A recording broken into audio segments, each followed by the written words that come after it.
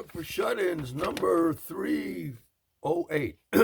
Hey, I read a report recently that claimed that Berlin is now becoming the center of gambling in Europe.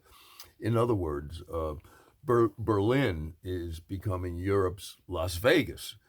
And as we know, what happens in Berlin stays in the bunker. I wonder if Berlin, though, will legalize prostitution just like Vegas did. But it'll be easy to spot a streetwalker in Berlin. She's the one doing the goose step. How about that? Representative Thomas Massey sending out a Christmas card showing his entire family posing in front of a Christmas tree holding rifles. Yeah, I guess you can kiss their silent night goodbye. And the Pope got heckled in Greece over the weekend. Now, what I want to know is, how do you heckle a Pope? What do you do? Call his white robe dingy? Or maybe you just yell, "You're not infallible," or something like that. An airline passenger in Phoenix jumped out of his plane while it was taxiing after landing, and he jumped out of the plane. That's how bad the in-flight meal was.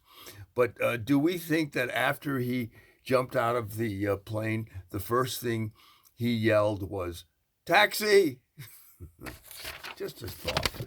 I got to revisit that lady on the Delta flight who was breastfeeding her cat.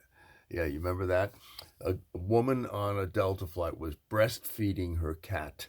Now, do you think the guy that was sitting next to her just turned to her when she was finished and said, "Meow"?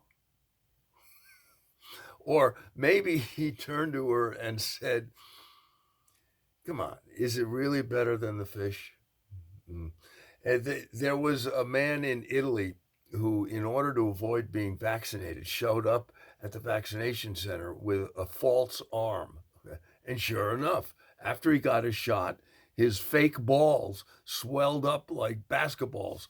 And President Biden is having a virtual meeting with Vladimir Putin tomorrow about the current crisis on the Ukraine border. So what I want to know is, if Putin is okay with having a virtual meeting, maybe he would agree to just do his troop buildup on Zoom as well. And that Trump lawyer who encouraged Mike Pence to reject the electoral votes is testifying in front of the House Committee on Capitol riots, but he says he'll take the fifth. Apparently, the committee is all right with that, and just as long as he doesn't take the sixth, yeah, that could be trouble. Bob Dole has died at age 98, so I guess you could say that he finally let go of that pencil that he always carried in his bad hand. And that is Monologue for Shut-Ins number 308.